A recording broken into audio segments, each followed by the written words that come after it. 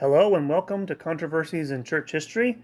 I'm Derek Taylor, the host of this podcast, and this episode is the final installment of our series on the Traditionalist movement.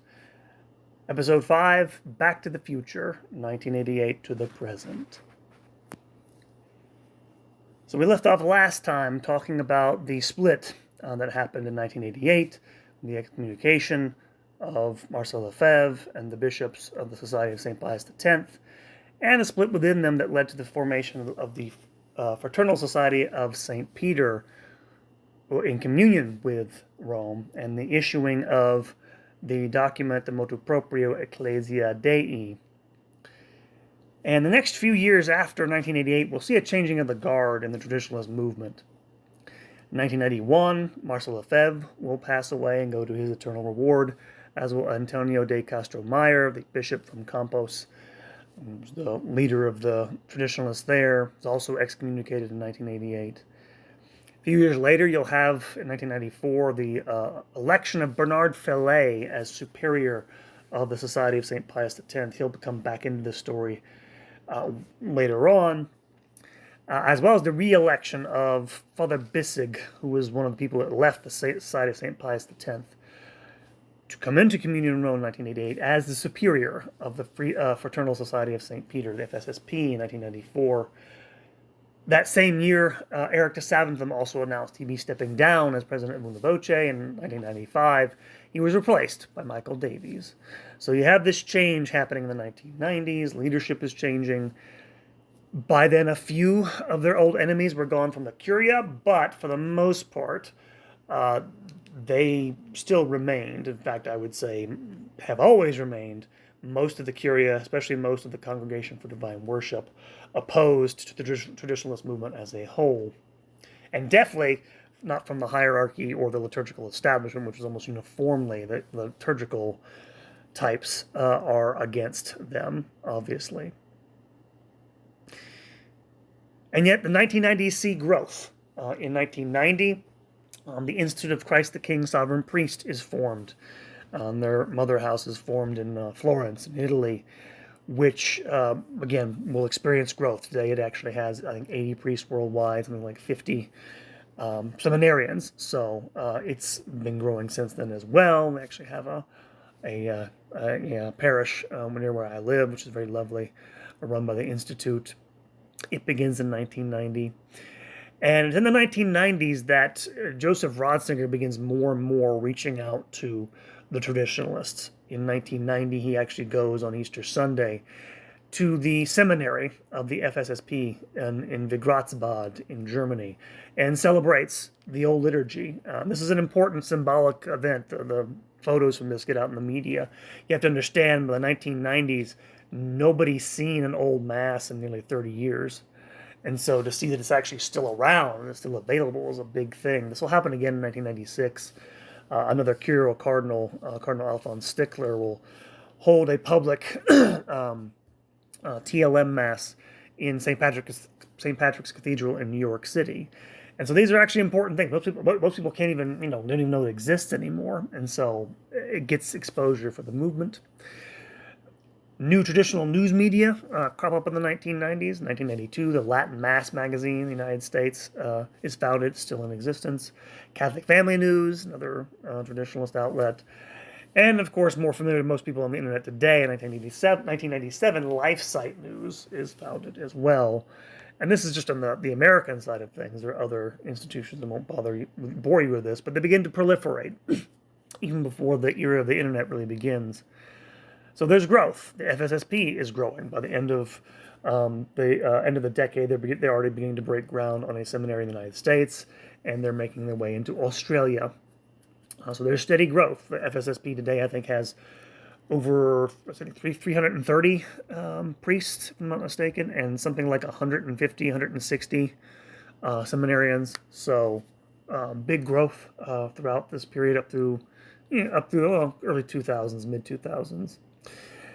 And then in 2002, you have the reunification of those priests and their bishop from the old Diocese of Campos. Remember the priestly union of Saint Jean Vianney that had been formed by Don Antonio Castro Mayer After his death, they enter into negotiations with Rome, and in 2002 they are reconciled to the Holy See. They form what's called the Apostolic Administration of Sanjayana, which is, I don't know how to describe this. It's hard to find information about this because all that's in Portuguese. There's very little English language information about it. But so the administration of Sanjayana is sort of like a trad diocese, I guess, down in Brazil. They have their own bishop. They have their own seminary. They have, by the way, a website where you can donate to them. You might want to, because help these people out. It's been there ever since, in communion with Rome. It's the only one of these I don't know what to call them, institutes, orders, religious orders that are dedicated to the Old Mass that has its own bishop. So I don't know what's going to happen with it now after Traditionis Custodes, but it is still there, still in existence. And then in 2003, sort of another public landmark with the sort of norming, if you like, of the traditionalists happens in 2003 when Una Voce International, I mentioned they've been a big part of this story, they hold their first public mass at St. Peter's Basilica, not in the main area, obviously, main altar, but in the Hungarian chapel in 2003. A sign that they've been normalized, that they've been, they're seen as part of the church, and not, at least by some people in the Curia anyway. And then finally, we're up to about 2007, just before Summorum Pontificum is issued. In 2006, the last of the orders in communion with Rome, the Institute of the Good Shepherd, is formed in France, again by former priests of the Society of St. Pius X. They come into communion. They're also been growing ever since. I think we have around 50 priests and something like 35 seminarians at the moment. They're founded in 2006. And in 2006 is founded Juventutum, which is the international youth organization associated with Latin Mass goers. So, again, if you know anything about the Latin Mass crowd, they tend to be young. And so this is one of the major organizations, the major organization as far as I'm aware of, designed for them. So continued growth up to the middle of 2000s, despite, as we're going to see, still widespread opposition, which obviously is continuing today, from the hierarchy, the Curia, and other official parts of the official church, if you want to put it that way. At the same time, something else is happening in the 1990s that needs discussion, which is related not necessarily totally to the traditionalist movement, but it's in conjunction with it. By the early 1990s, it has become no longer verboten for people to criticize the reform of the liturgy that took place in the 1960s. And in fact, Ratzinger is the one who's going to come up with a term he calls the reform of the reform. He wants to take a look at the old liturgy, see if it can't be improved to prevent the sort of, horrific stuff that goes on in so many places, which seems to turn so many people off from it. And he's encouraged by this and the fact that there are people by the 1990s willing to criticize it. And in fact, one major monument in this, which you have criticisms of the liturgy, which are, again, mostly not by people who would call themselves traditionalists, but actually they wind up, serious scholarship validating some of those criticisms of traditionalists. The most important of these is a man named Klaus Gomber, was a Monsignor, worked at the Liturgical Institute of Trier in Germany for many years. He died in 1989, but he had published a collection of articles in the early 1980s called The Reform of the Roman Liturgy in German.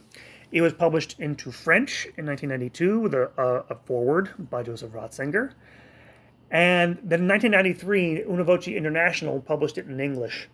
And it's probably the place, if you want to find out what a serious traditionalist critique of the new liturgy sounds like, not the internet ranters who go, new mass Protestant, new mass heretic, none of that stuff. Serious criticisms, this is the place to start, even though it's about 40 years old by now.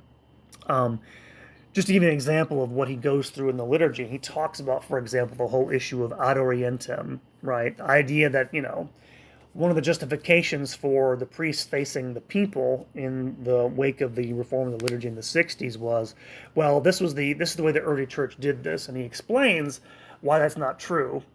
And why it's not true is they're confused by the practices of some basilicas in ancient Rome, which were built in the 4th century, which all churches in the early church were built with most of them were built with the altar facing the east. That's why people turned toward the altar. That's why the priests turned toward the altar, but also the people did as well. As he explains in the book, a few of the basilicas in Rome, because they actually were basilicas, they were public buildings before they became churches, weren't built that way. They were built with the entrance facing the east. So what would happen in the liturgy is the priest would turn toward the entrance and the people. In other words, the people weren't looking at the priest. Everyone was looking east because that's what you did. You faced the rising sun. Christ's, the symbolic idea of Christ is the rising sun, rising from the dead, all that stuff. And people in the 20th century misunderstood this, and that's where they got this idea from. Anyway, stuff like that is involved in that book. Very erudite. I'm not sure everything in there holds up after 40 years, but it's the beginning place. Another book in the 1990s, which is a very good one if you're looking for these sorts of things in a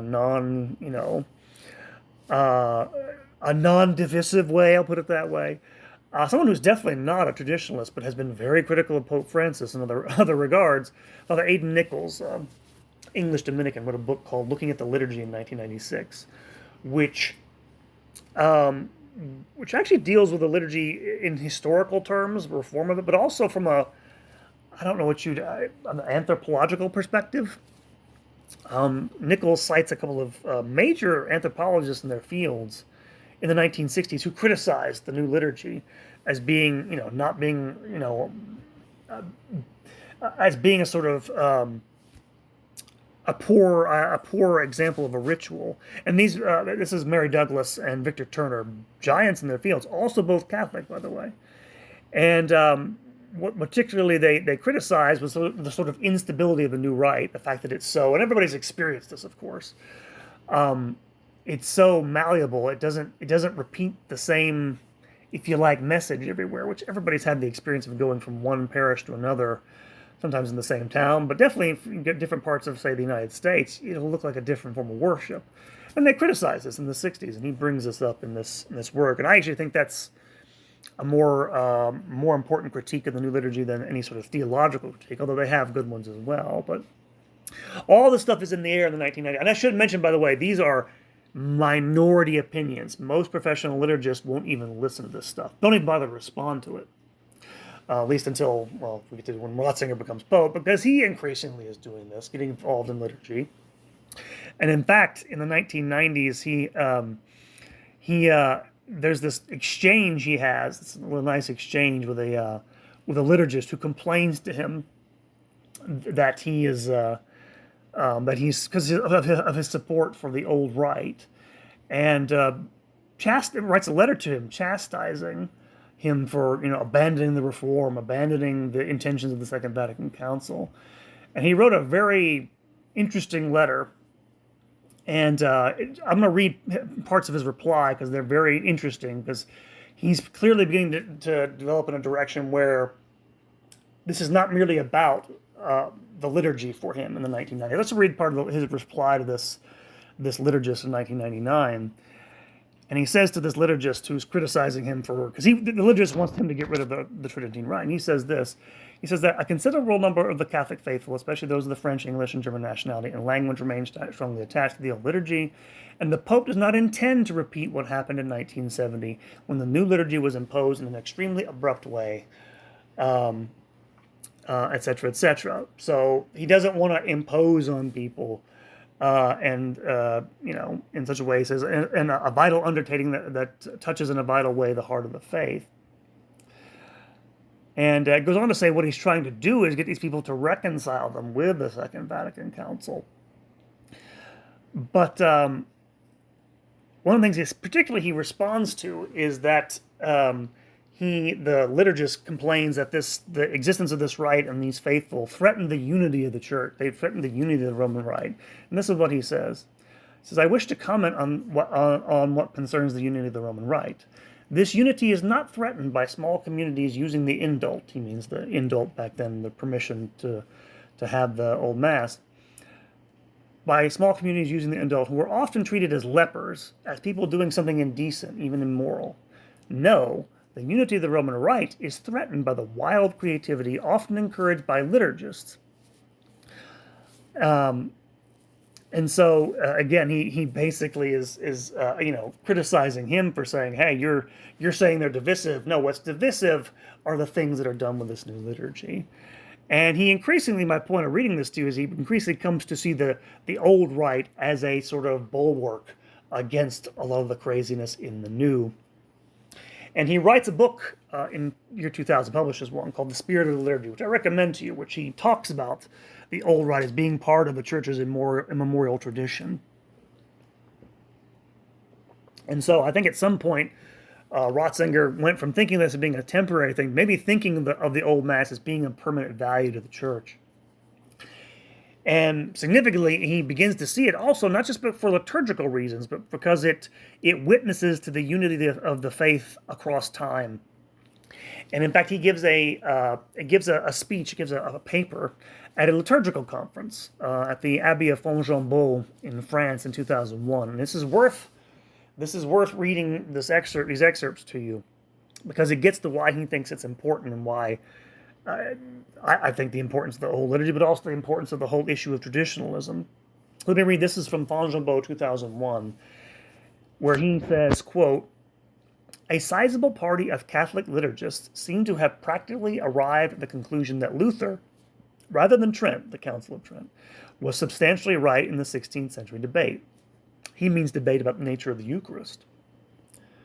Moving on, he said, "It is only against this background of the effective denial of the authority of Trent that the bitterness of the struggle against allowing the celebration of Mass according to the 1962 Missal, the old rite, after the liturgical reform can be understood.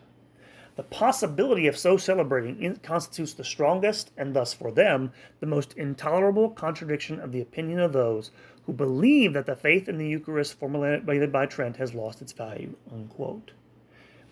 If all that verbiage was too much for you, what he's basically saying is most professional liturgists don't believe in the real presence. And that is what he's basically saying. He goes on, quote, "Trent did not make a mistake. It lent for support on the solid foundation of the tradition of the Church. It remains a trustworthy standard. One thing should be clear. The liturgy should not be a terrain for experimenting with theological hypotheses." And this is probably the most important part. "In order to emphasize that there is no essential break, that there is continuity in the Church, which retains its identity, it seems to me indispensable to continue to offer the opportunity to celebrate according to the old Missal as a sign of the enduring identity of the Church," unquote. What he's basically saying is these liturgists, and of course by extension many bishops and people in the Curia, act as if there was some break in the identity of the Church after Vatican II. And what he's saying is, well, no, it wasn't. Trent is still in force. The pre-Vatican II magisterium is still in force. And this liturgy is a sign of this identity. That's why he wants it there. And as I said before, all this is taking place within the context in which there are efforts by people to try to, of course, reform the new liturgy.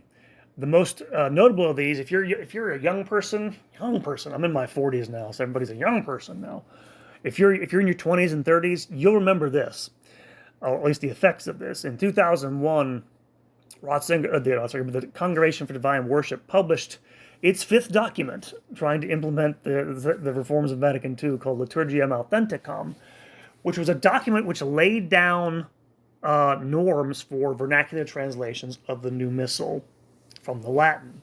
And it did this, of course, because back in the 1970s, when it was translated into vernacular languages for the first time, a lot of them were rushed, a lot of them were sloppy, but also a lot of them had liturgists and theologians shoving their own ideas into the translation.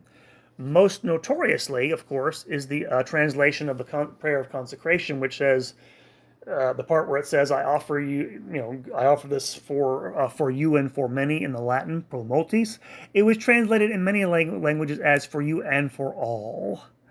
Again, apparently certain liturgists and people wanted to insinuate the idea of universal salvation into the into the liturgy, and they wanted them to correct this. This is why, of course, they ordered the commissions that produced translations of the Bible and the liturgy to make new ones. This is why in 2011, if you recall, if you're old enough, you remember saying, "Lord be with you, and also with you." Now you say, "The Lord be with you, and also with your spirit." That's because that's what the Latin text actually says.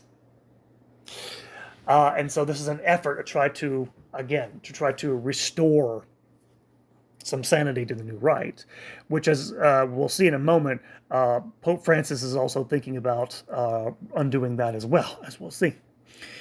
So by the early 2000s, you have at least a group of people who are willing to both criticize the new liturgy and see the value of the old one. In particular, Ratzinger is the most important person because he's the most powerful. That's the real reason. One of the reasons, I've said this before, one of the reasons traditionalists tend to get dumped on is not because they are any worse people than anybody else in the church, it's because they have no, if you want to put it this way, they have, other than Ratzinger, really nobody powerful in their corner in the official church, in the Vatican, in the bureaucracy, among the bishops for the most part. At the same time, even though all these things are going their way, there are some problems in the 1990s, early 2000s. Particularly the Commission for Ecclesia Dei, which governs the religious orders in communion with Rome and with lay people who assist there. There's a lot of pressure on them to basically make this whole experiment go away as fast as possible. In correspondence with Una Voce Commission, the commission during the early 1990s, Una Voce International, basically it's made clear to them they don't share their aspirations, that they don't really see them as permanently see the old rite as permanently part of the church's tradition. Because, again, I repeat this, Una Voce and most traditionalists, their goal is to have the church accept the fact that the old rite exists, it should have equal parity with the new rite. And even Cardinal Meyer, who was the most sympathetic of the commissioners, people who run these commissions, basically said, we don't agree. And that this is kind of an exceptional thing. They also, again, they repeat this over and over again, they see Una Voce and these other groups as being too exclusive, being too unwilling to embrace the new rite. And this is where the charge of divisiveness comes from, right? You have people who are like, they won't touch the new mass, which, again, that can be a sign that they're too touchy. On the other hand, they're afraid if they do this, they'll be sort of yoked into doing that only and not be allowed to have the old mass anymore. And that's the reason for a lot of this. Again, I don't excuse any craziness or uncharitable statements traditionalists make, but they have real fear. I hope everything, if you've gone with this far, you at least will know they have real concerns about the way they treat church systems. At least that. Even if you think they're in the wrong, I sincerely hope you don't think everything that's been done to them has been great. That's just awful. So anyway, moving on, things got worse after the departure of Meyer from the commission, as the next head of the Ecclesia Day Commission made a habit of telling bishops who came to Rome that the whole Ecclesia Dei motu proprio was just a temporary device that would eventually go away, which is, of course, what most bishops and most of the curia wanted to hear. Both of them and both, things have gotten better a little bit with the bishops since then, but most of the curia still hates the old rite and hates the traditionalists, pretty much with every fiber of their being. One other thing I'll mention happened in the 1990s, just as an aside. I'm not going to have too much to say about the SSPX for the 1990s, SSPX, but about their status, because, again, they were officially a schismatic group in the 1990s. But something interesting happened in 1993.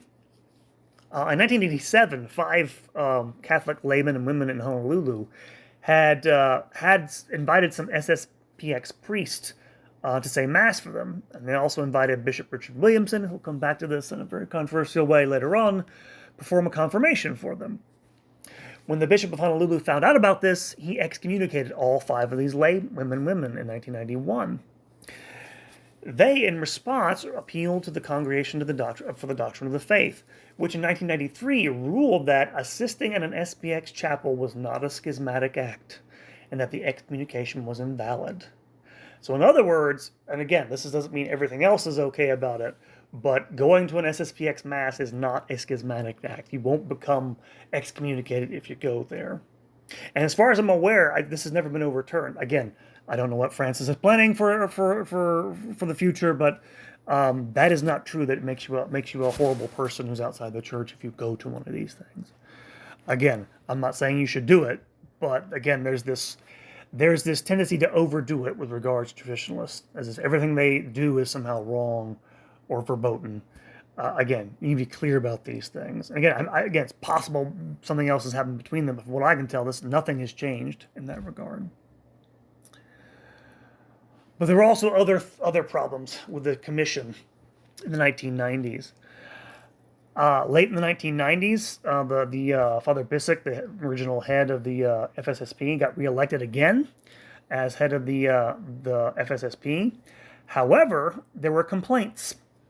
16 priests I think they had 59 by then, complained to Rome that the superior of the FSSP had forbidden them to celebrate the Novus Ordo. Now, he did this because their constitution clearly stated they were to use the old 1962 Missal. In response, the commission basically sided with the 16 priests and stated that the priests of the FSSP had the right to celebrate both missals. But they went further than this. They actually removed Bissek as head of the order and imposed their own candidate. Una Voce tried to intervene on this, to no avail. But again, it shows you how, again, there is this, because I think part of the reason, of course, is Bissek had been a member of the SSPX, but also because you had people even in the Ecclesia Dei Commission who kind of, again, basically never in the back of their minds felt these people were legitimate. Even though they'd come into communion in Rome, even though they'd done everything they could to make clear their loyalty to the Pope and the Magisterium. And again, you do have, by the way, priests in the FSSP who will celebrate, for example. This will become an issue. Others don't want to do it.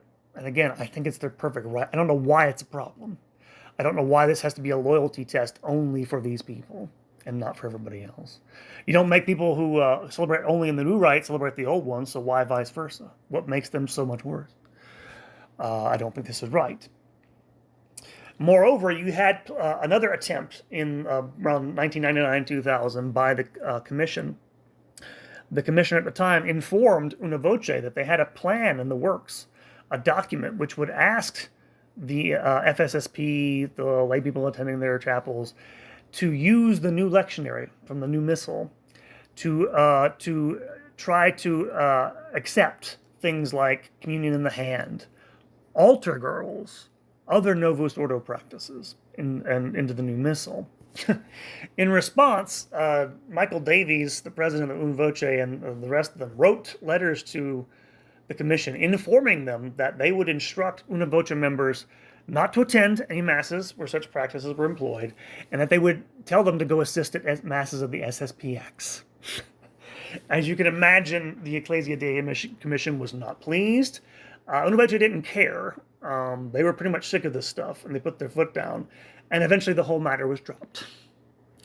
So they did have at least enough pull. That again, if you were someone who's upset with traditionalists for being kind of schismatic or being divisive, you have to understand sometimes that's the only way to get them from stop imposing stuff on them like this.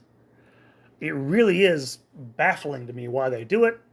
And again, I think that's the cause of the problem, rather than these people are just, intrinsically evil or something. Again, sorry to get on my high horse. It does raise my ire, some of the things that are done to these people. But speaking of anger, the other thing that happens up until I'm going through up to 2007 here, the first part of this lecture, you have the growth of the Tradosphere on the internet. This is probably where most and I hadn't thought about this until I did this series, this is probably where most people get their impression of traditionalists from. It's probably the reason why they have a bad reputation. But by the early 2000s, you begin to have, and again, this is part of the growth of the internet, generally speaking, websites populating the internet, pushing a traditional line. The earliest is actually more of a forum for Catholics, and this is a French one, Le Forum Catholique, kind of self-explanatory, in France in 2000.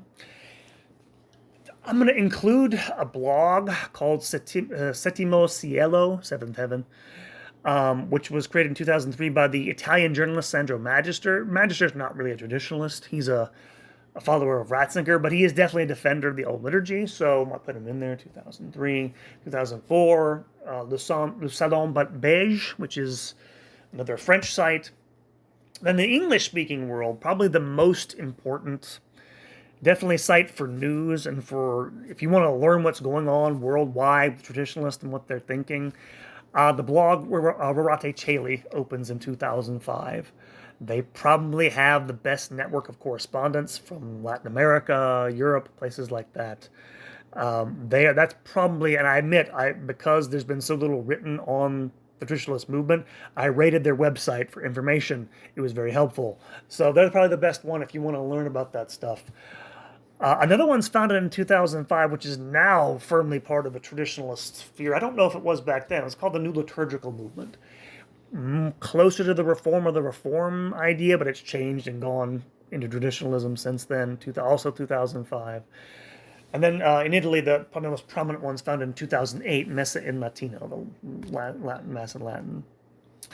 You also have the phenomenon of priest bloggers emerging in the early 2000s. The most prominent one probably today is Father John Zuhlsdorf, 2005, established his blog. So you have this already coming into it being before, Ratzinger becomes Pope and before he liberates the new Mass, as it turns out temporarily. You also have, by the middle of the 2000s, the rise of what I'm going to call social media grifters. Because they kind of are grifting. Because some of these websites, as I mentioned before, again, say what you will about their tone. Sometimes they can be kind of angry. They're serious about the faith and they're serious about the liturgy. Then you're going to get in 2000s, later 2000s, people like Michael Voris. He found St. Michael's Media in 2006. 2008, he found something called Real Catholic TV. This becomes renamed Church Militant in 2012 when the Bishop of I think it's Dearborn, instructs him to remove the term Catholic from his name. And that's, of course, one of the big websites of this is traditionalism at this point. 2010, Taylor Marshall begins his YouTube channel. He is, of course, a notable personality. I'm calling them grifters because they make their living from this. And they make their living saying outrageous things. And again, I don't even have that many problems with Taylor Marshall in terms of the doctrinal things he says, but they're saying crazy things to make a living, which is why you should be really careful. You should not identify them with older institutions in the traditionalist movement. This is why I've been talking about, say, Una Voce, which you've never heard of. And by the way, one of the reasons you've never heard of Una Voce is because most of their work has been done behind the scenes for a reason. They can't reveal the content of private conversations of people in the Vatican. There are real institutions out there who you should take seriously. Yeah, you shouldn't take Taylor Marshall or Michael Voris very seriously. It doesn't even mean everything they say is wrong. It's just they're doing this stuff, again, to make a living. Be wary of it. The rest of these people do this for free. They're a little more sober. That's all I'm going to say, by the way, about the I hear this a lot. People complain about rad trads on the internet. I'm like, don't listen to them. Meet people in real life who go to these places and talk to them. If you rely on the internet for your knowledge of things, you're going to get a very skewed vision of the world. And again, yes, they have a presence. Yes, they can be a problem. They're not nearly as big a presence as they make themselves seem. Anyway, that's the first part of this episode. Which brings us to the next part of the podcast and the reign of Benedict XVI. As we've seen, Ratzinger, by the time he becomes Pope, has seen a connection between the continuity of the church and its identity and the liturgy. And of course, he's has the CDF. He was worried about doctrinal matters, but he sees the connection between the continuity and doctrinal matters and in the liturgy. He gives a speech after he becomes Pope in 2005 at Christmas to the Curia. And it's worth reading some excerpts from this, give you an idea where he was going with this and thinking about this. And this is, of course, his famous hermeneutic speech, where he says that one of the problems that arose after the Second Vatican Council were two hermeneutics of the Council. One, a hermeneutic of discontinuity and rupture, which I'm quoting here, quote, has frequently availed itself of the sympathies of the mass media and also one trend in modern theology. On the other hand, there is the hermeneutic of reform, of renewal in the continuity of the one subject church which the Lord has given to us. He goes on, the hermeneutic of discontinuity risks ending in a split between the preconciliar church and the postconciliar church. It asserts that the text of the council as such do not yet express the true spirit of the council. This is the spirit of Vatican II. Anyway, this is the important part I wanted to get here to. When he was talking about this, he says the nature of a council as such is therefore basically misunderstood. In this way, it is considered as a sort of constituent that eliminates an old constitution and creates a new one. The fathers, he means the fathers of Vatican II, had no such mandate, and no one had ever given them one. Nor could anyone have given them one, because the essential constitution of the church comes from the Lord. What he's basically saying there is that the church has a divine constitution which does not fundamentally change. And that these people who are misusing the council are saying that it did change fundamentally. That there's essentially a new church after 1962. And he wanted to oppose this. And as you're going to see, this is bound up with his decisions about the liturgy. Because, and it was known as soon as when he became Pope, that he would, quote unquote, do something for the traditionalists. And of course, he finally did. And he issued the motu proprio Summorum Pontificum in 2007, which, just to clarify what it did, what it didn't do, it proclaimed, both in the document itself, the motu proprio, and the accompanying letter, that the old Mass had never been legally abrogated, that it was always still valid and in principle remained open to people, thus contradicting 99% of what had been said about the old Mass since 1970. And stating in his letter, of course, famously, that it remained what had been holy and sacred to the church in former times remained holy for us. The document itself, the motu proprio, allowed priests to say the Mass without the permission of bishops. So they liberated it in that sense. And the accompanying letter, addressed two of the main criticisms, and this is two of these things to this day is still part of this dispute, about the old rite and its existence. He claimed that its existence did not harm the church's unity, because this is one of the things, again, it's not just, again, when you hear people saying, and we'll get to Traditionis Custodes in a minute, that the old Mass causes that traditionalists are divisive. They're really saying that the entire existence of the old liturgy is a problem, and that's what he is speaking against, because they express the same faith in his mind, the new missal and the old. He also counters the idea that it will undermine Vatican II. He says in his letter that this is a fear that basically is unwarranted. He says basically the new Mass will be considered to be the normal form. Most people won't want to do this, and so the old Mass basically, and so it's not a problem. He also points out that his purpose in doing this was to heal a breach. He says this in the letter accompanying the document, the motu proprio. He says, it is a matter of coming to an interior reconciliation in the heart of the Church, looking back over the past to the divisions which in the course of centuries have rent the body of Christ. One continually has the impression that, at critical moments when divisions were coming about, not enough was done by the Church's leaders to maintain or regain reconciliation and unity.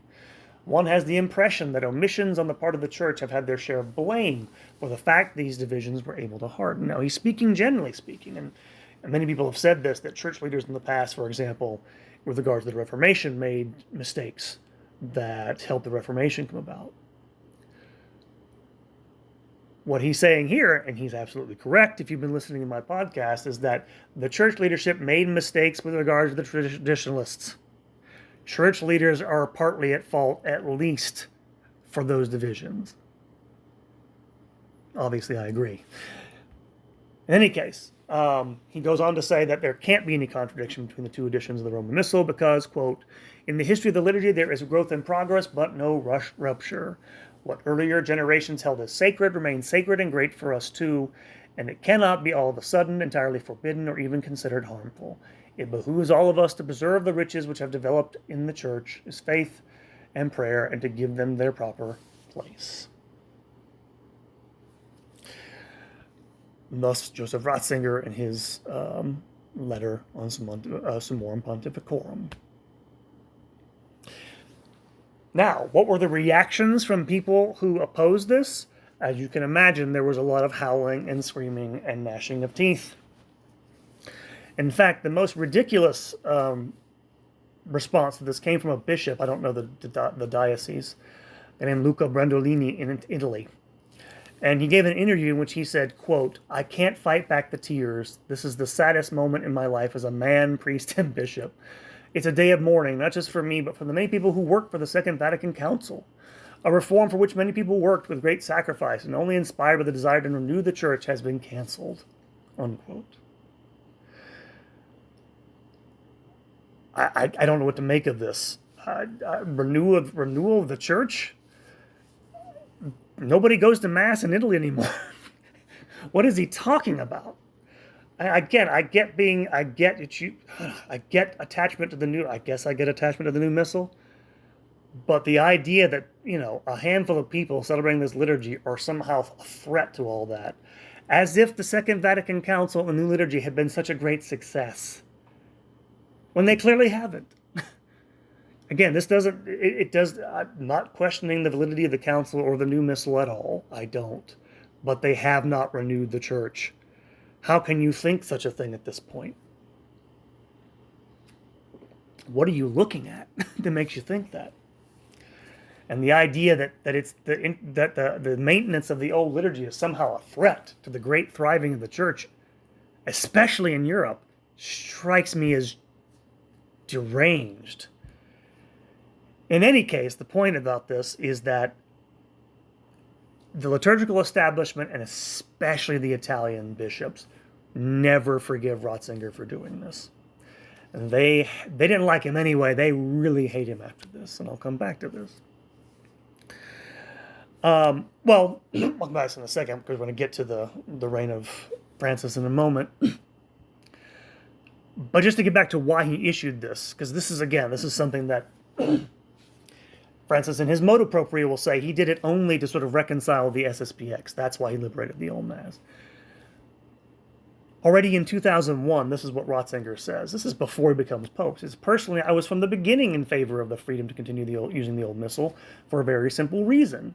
People were already beginning to talk about making a break with the preconciliar church and of developing various models of the church. A preconciliar and obsolete type of the church and a new and conciliar type of the church. Unquote. When he became Pope in 2010 in one of his general audiences, he said, quote, after the Second Vatican Council, some were convinced that everything was new, that there was a different church, that the preconciliar church was finished, that we had another totally other church, an anarchic utopianism, unquote.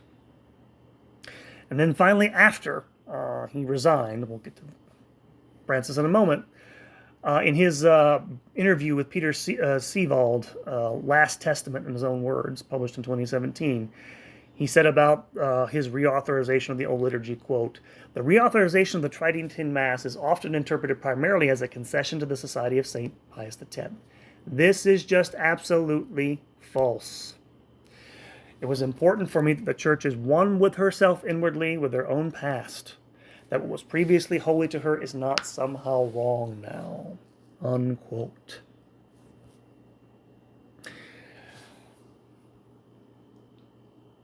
One last item about Ratzinger and the Traditionalist, of course, is his efforts to reconcile with the SSPX. Someone as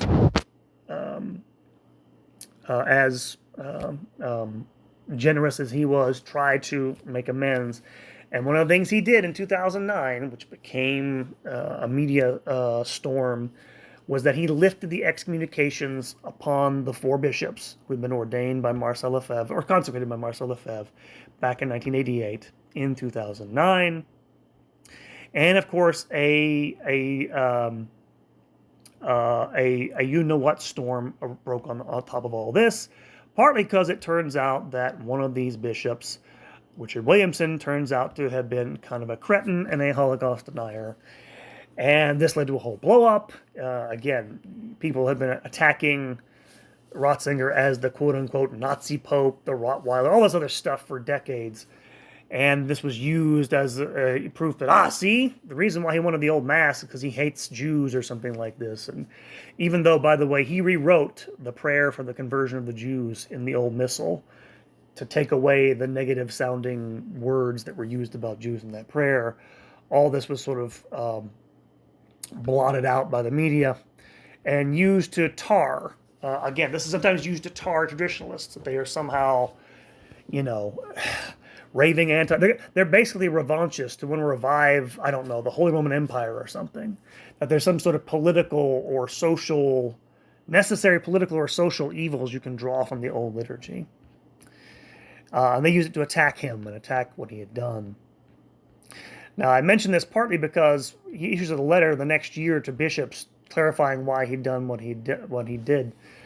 And talking about why he was trying to reconcile with them, talking about, all those other sorts of things. I'll mention 2 things he mentions in the letter. You can go read it for yourself. It's on the internet. He's trying to have unity. He's talking about how can you ignore a community that's that big. At the time he was negotiating in 2009 through 2012, the SSPX, it had about 500 priests, over 200 seminarians, several seminaries, a bunch of schools. It has over 650 priests now, and God knows how many seminarians.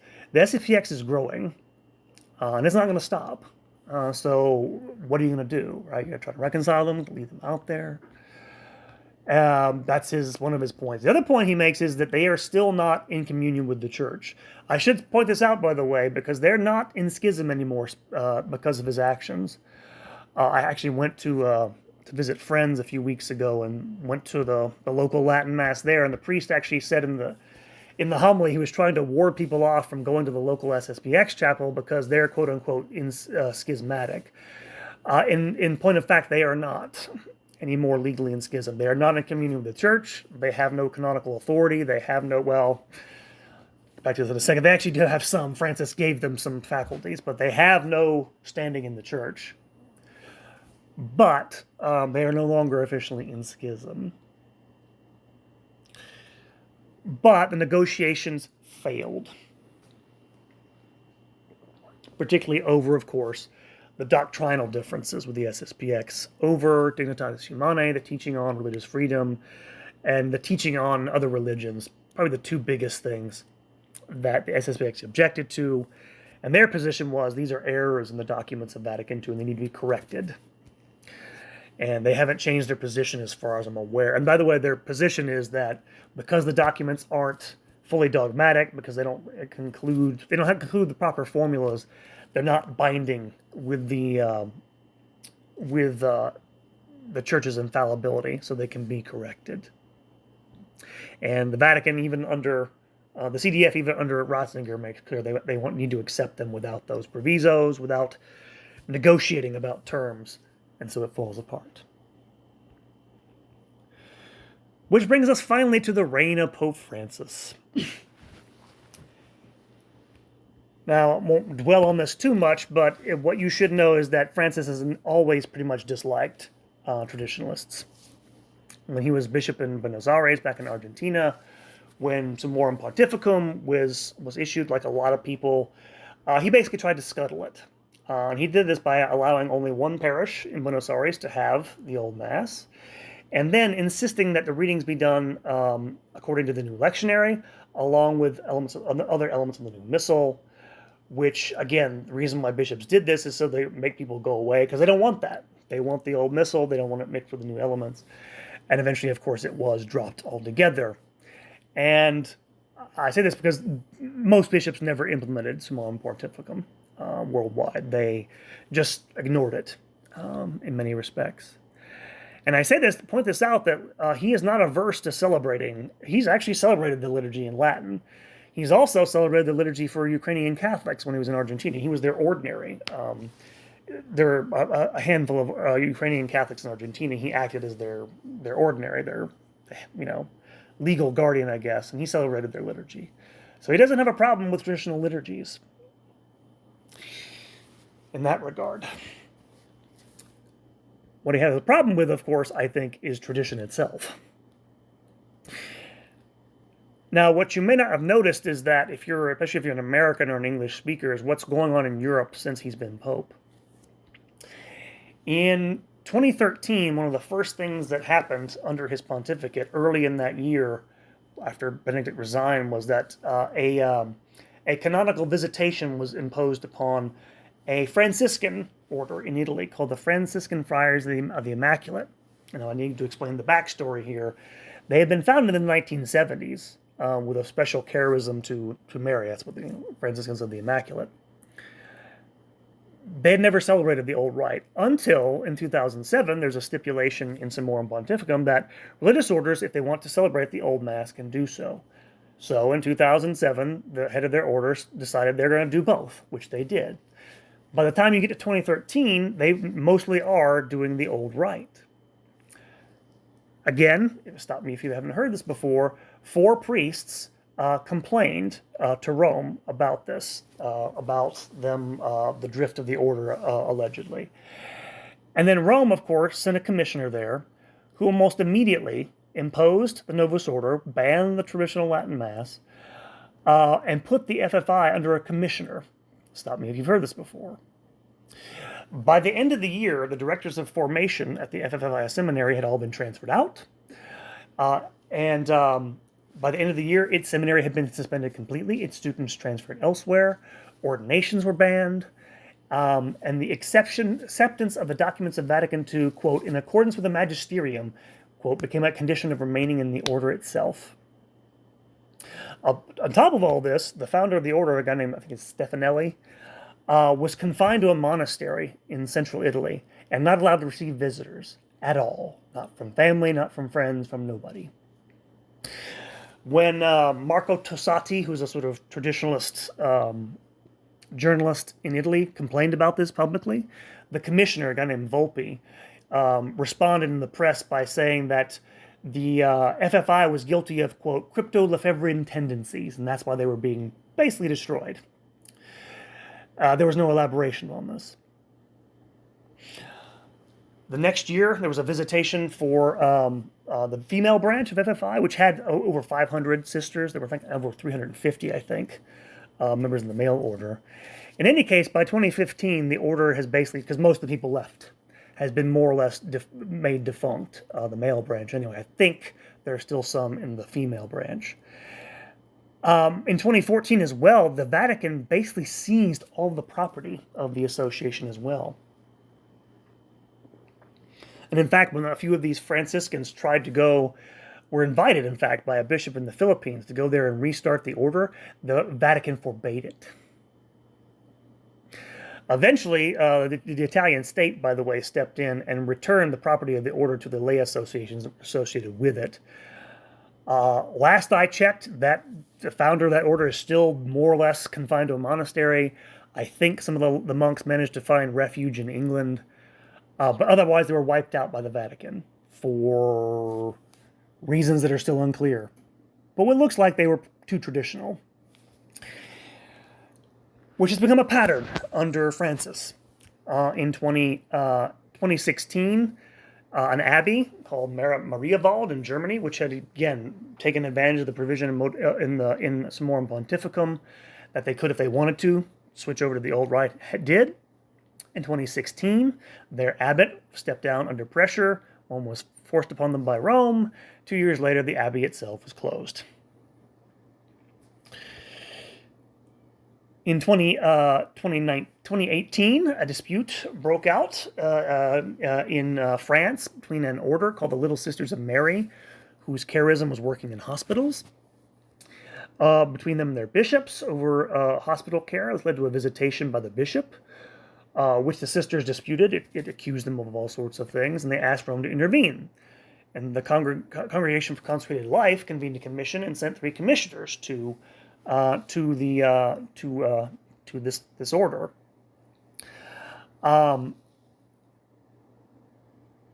They tried to appeal to the Apostolic Signatura, which is the Supreme Court, if you like, of the Vatican, its highest court, where they were ruled against, without their canon lawyer being allowed to present arguments. When the commissioners did visit there, they basically actually vindicated them from the original report by the bishop. But, according to their lay supporters, they were still accused of a variety of things, including engaging in, quote, too much prayer, the use of, quote, use of traditional habits. They had originally had those habits. The order was founded back in 1939. After the council, they got rid of them. In the last 10 years or so, they brought them back. This was criticized. They were criticized for being, quote, too classical, unquote, in their thinking, for being unmoving in their original in their adherence to the original charism of the Institute. And these nuns objected particularly to the lead commissioner of this commission, who was an unhabited nun, known for her defense of Pope Francis's exhortation, Amoris Laetitia. Despite all this, despite them, by the way, being much beloved by many people, the prefect for the Congregation of Institutes of Consecrated Life, a man named, I'm trying to pronounce his name, João Braz de Avis, a Brazilian, who is no friend of traditionalism, sent them an ultimatum. They could either accept this sister, who is this commissioner, as their authority, or without reserve, quote unquote, or face dismissal from the Institute. In response, the vast majority, I think 34 of 39 nuns, asked for release from their vows and left in 2019. So that order was destroyed for being too traditional.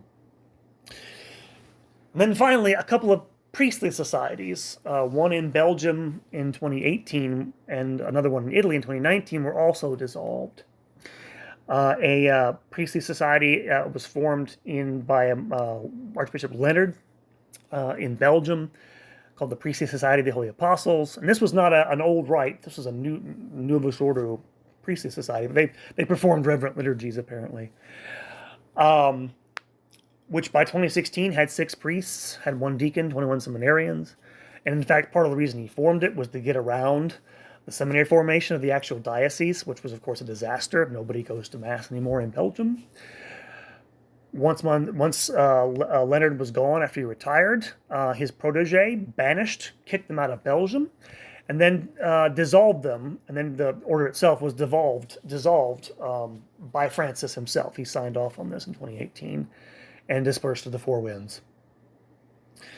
And then finally, in 2018, the Vatican set up another commission to investigate the foundations of the Priestly Society of Familia Christi.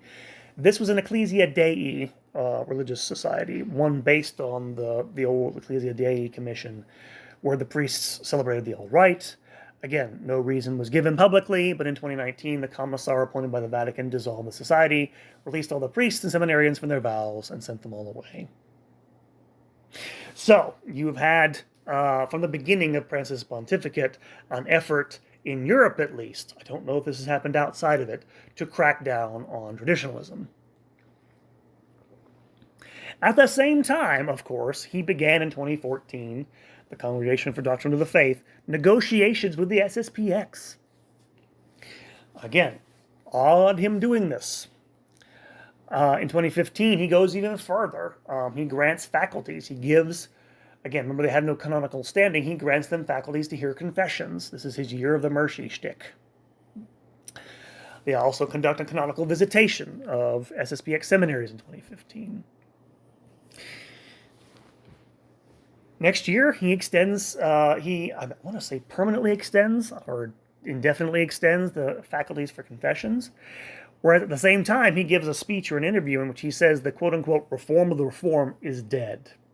In other words, he voices what is the opinion of almost all professional liturgists, is that the new missal should not be touched. It's perfect as it is. It's dead. Finally, in 2017, he actually goes further and gives faculties to the SSPX to perform marriages. And by then, the negotiations reach their apex. There is some thought that this will actually go through. They make an offer to the SSPX that they offer them a personal prelature. A personal prelature is basically a sort of non-geographical diocese headed by a bishop. This is what Opus Dei has. They have a bishop that oversees their worldwide order. The deal falls through basically for two reasons. One, over the same problem before, full acceptance of the documents of Vatican II without any sort of compromise at all. But also lack of trust in Rome. The SSPX is, of course, by this time, I'm not going to go through it here, Francis has already issued Amoris Laetitia. They're very worried and concerned about this. They know what's going on with those traditional orders in Europe, and they simply don't trust Rome to keep their word. They're afraid that if they go under their authority, they'll try something on them, like they did with the Franciscan Friars, the Immaculate. And so things fall apart. At the same time, Francis says the liturgical reform is, quote-unquote, irreversible. There's no going back on the liturgical reform. We can't go back. Going back is wrong.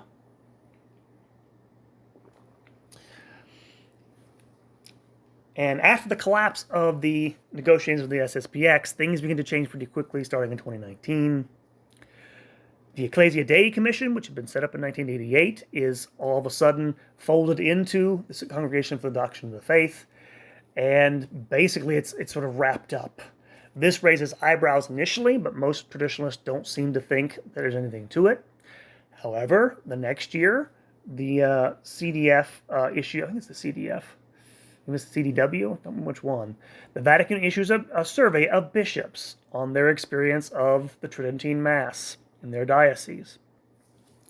This raises more eyebrows in the traditionalist fold. In fact, the Latin Mass Society of the UK issues their own survey just in case and try to counter what may be negative perceptions about this. Of course, earlier this year in 2021, I think in February, basically all masses in St. Peter's are to be, an announcement is made that all masses in St. Peter's are to be held in Italian.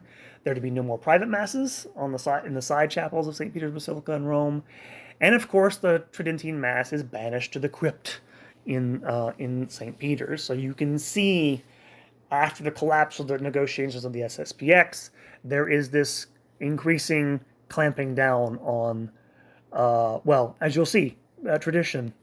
And then in June, late June, shortly before the issuing of Traditionis Custodes on July 16th of that month, the Bishop of Dijon in France expels the FSSP from his diocese. Why? Because the priests there are refusing to concelebrate with priests of the diocese in the new rite. And again, you may say, well, this is divisive, you should do this. And again, it might be that. On the other hand, this may be just a demand for loyalty, which is designed to lure them in so they can sort of wean them off the old Mass, which is, I think, exactly what it was. But of course, the Bishop of Dijon knew it was coming. July 16th, a few weeks later, Francis issues Traditionis Custodes, which abrogates the Ecclesia Dei, motu proprio, Summorum Pontificum, severely restricts the saying of the Mass, restricts it to, well, first of all, banishes, for some reason, they can't say the Mass in parishes, has to be held outside it. I don't know where they're supposed to do this. It basically restricts new groups from forming to hear the Mass.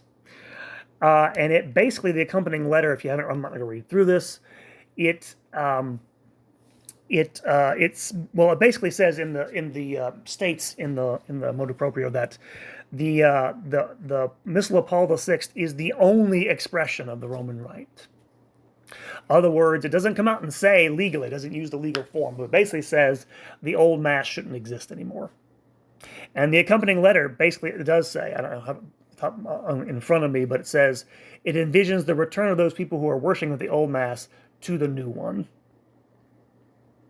So it is not merely about restrictions. It is really about destroying the old Mass and getting rid of it. So we come to the present moment. Say, let's assess all of this. Hopefully, if you've listened this far, you know by now, can see what the significance of the whole traditionalist movement and the old Mass is. It's not just about the old Mass. It's not just about a bunch of cranky people who don't like the new one.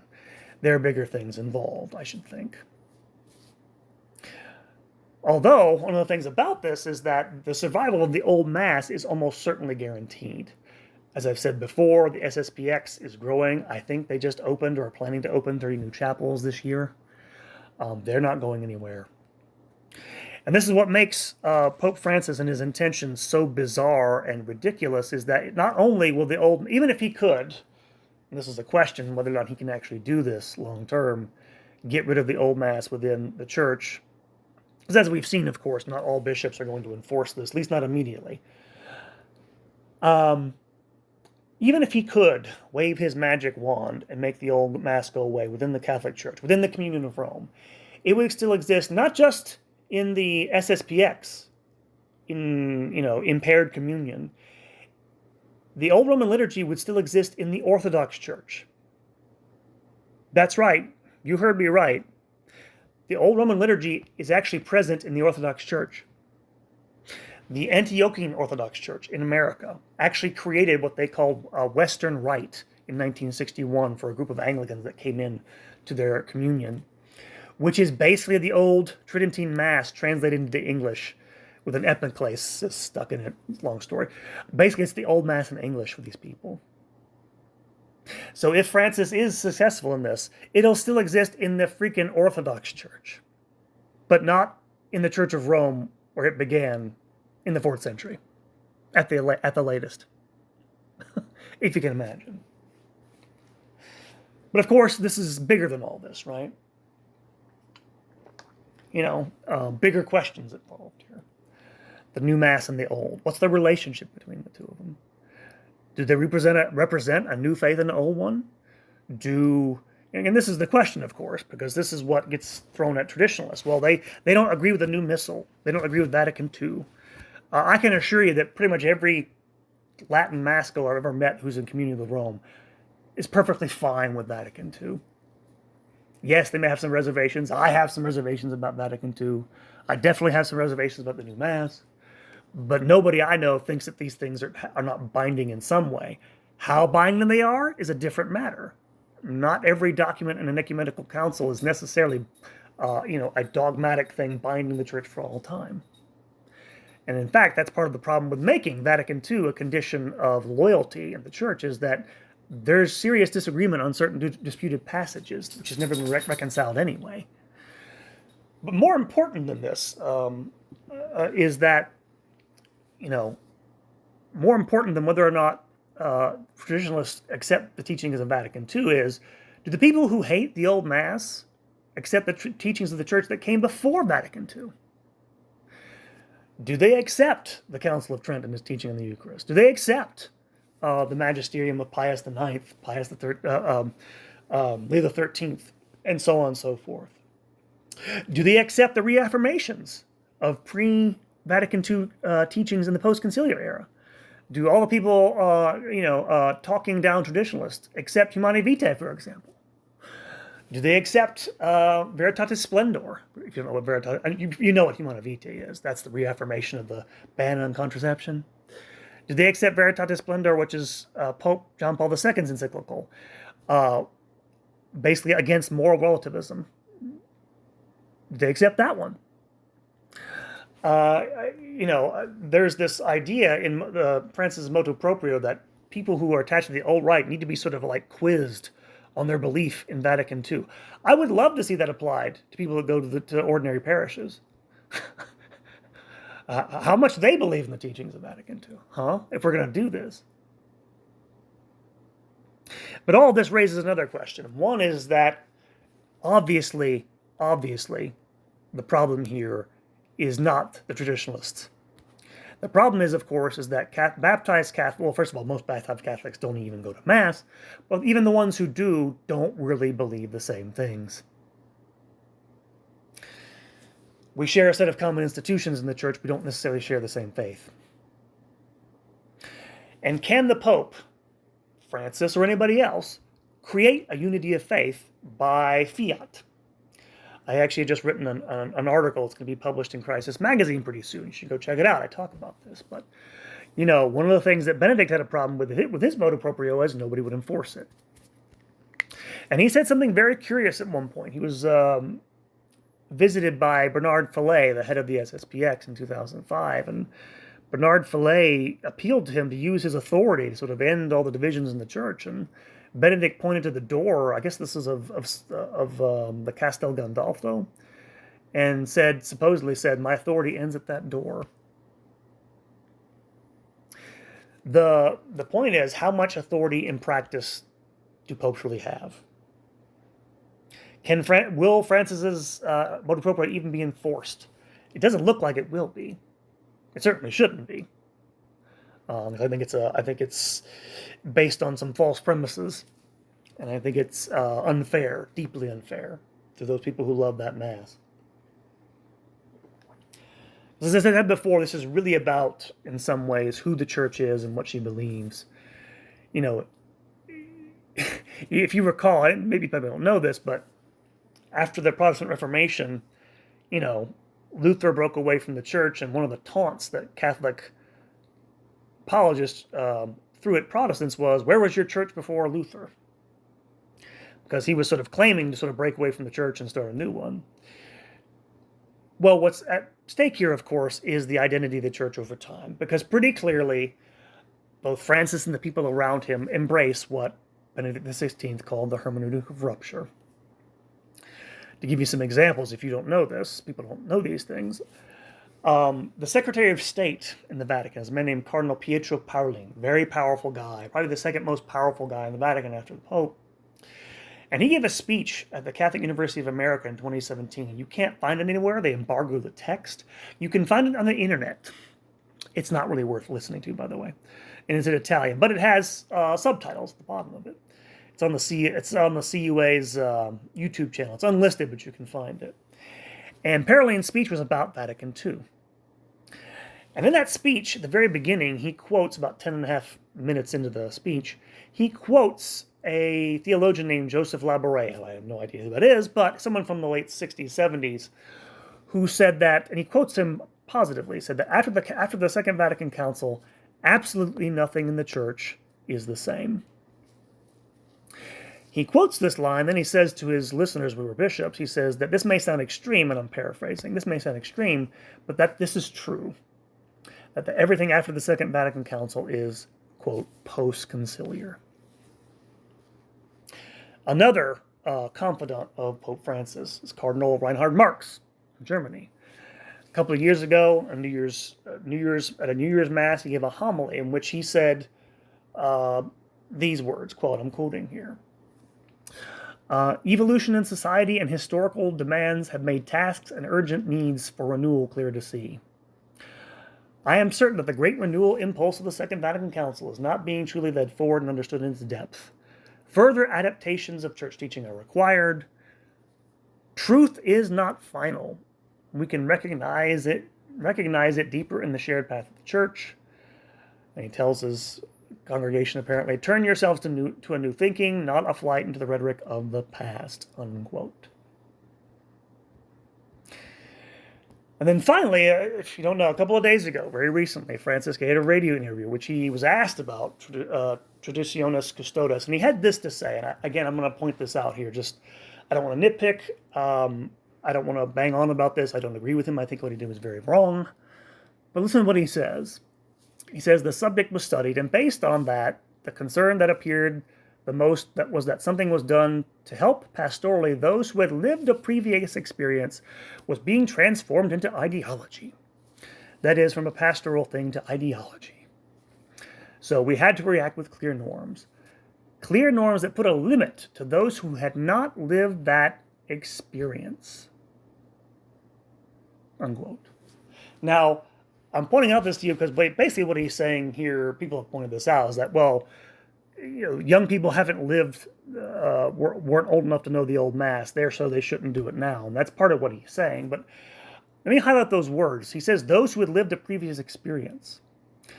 And they want to limit access to the Mass of people who haven't lived that experience. They want to limit the Mass. They don't want young people going to the Mass, basically, even though it attracts young people, right? Now, I point that out to you because when he says people who have lived a previous experience, he's talking about older people, but I don't think he's talking about the liturgy. Because, of course, young people have experienced that liturgy.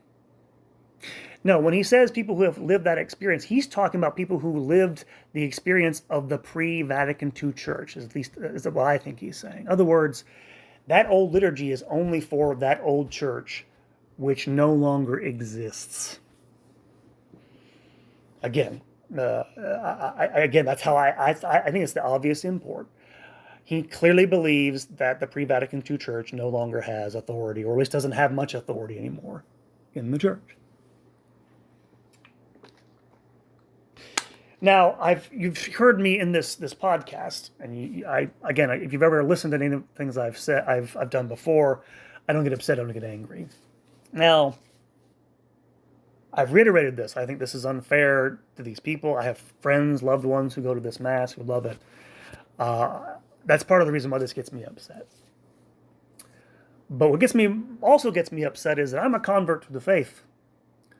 I was baptized in 2003.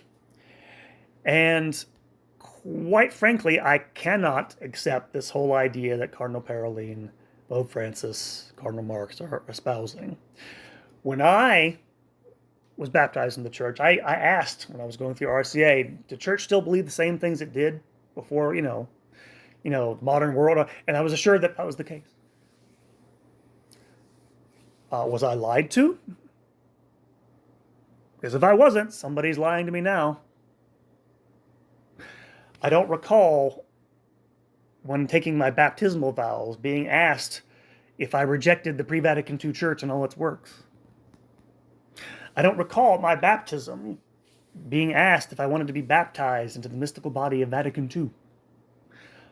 I was being baptized into the body of Christ, which has been the same ever since God became man and came to earth a couple of thousand years ago. And so what's happening here is, I think, a faction of people, and I give you one more example, who think the liturgy is somehow a flag of a new revolutionary church, or using it to divide the church, and then blaming the people who want to oppose this. Last thing I'll mention about this, one of Francis's followers, apparently in recent years, he's come under the influence Francis has of the College of Sant Anselmo, Anselm, in Rome, and the liturgists there, one of whom is a man named Andrea Grillo. He's apparently one of the inspirations for the motu proprio. He wrote a whole book attacking Summorum Pontificum back in 2012. He is someone who has, besides advocating for the banning of the traditional Mass, has co-authored a book saying that the church should bless homosexual unions. He has publicly denied the doctrine of transubstantiation. And he has also publicly basically questioned the indissolubility of marriage. So this should give you an idea. This is the whole point here, is that continuity in the liturgy is connected to continuity in belief. And the whole action of using the institutions of the church, using the papacy, using the institution to pit people between their loyalty to the Pope or to the current magisterium and tradition, is what is really divisive here. Not people who love the old Mass. Not people who think that Trent still is in force, who still believe in the church's teachings on sexuality. This sort of positivist notion that you can just reshape the church by bureaucratic fiat strikes me as, quite frankly, insane. No amount of issuing orders is going to make unity where you don't already have it. And this seems like just a real serious sign of decay and loss of faith on the part of the church's leaders. In any event, what this is all about eventually is not just the traditionalist movement itself and all of this, not about the old mass per se, but about tradition and whether or not it has any place in the church. And you can see this, by the way, efforts to stamp out Latin in the Novus Order. I mean, you never see those things anymore. Even getting those things is difficult to get from parishes and stuff like this. And of course, I think in the long run, the traditionalists will be vindicated. I don't know that they'll, I don't know what's going to happen. In the short run, I think this motu proprio will do a lot of damage, but I expect it'll probably be ignored in the long run, like Summorum Pontificum was. But in the meantime, it causes pain to people who don't deserve it. And so I ask you to keep these people in your prayers, show some solidarity to them, and they're not your enemies, the traditionalists. And keep me in your prayers as well, as I strive to tell the truth as best I can in these podcasts. And so that's it from our series on the traditionalists. Next, one note, I have a job, and the semester is on, so my next series will not begin for another couple months. I have work to do, so I have to get back to teaching. But the next one coming up, I've forgotten your name. I'm sorry if you're listening to this. A listener messaged me on Facebook and asked for a series on liberation theology. So the next time when you hear me again, go from traditionalism to something revolutionary. And so next series will be on the history of liberation theology, what it is, where it came from. So all that, thank you guys for listening. God bless. Thank you for your support. Keep the faith. And hopefully you'll be hearing from me soon. Take care.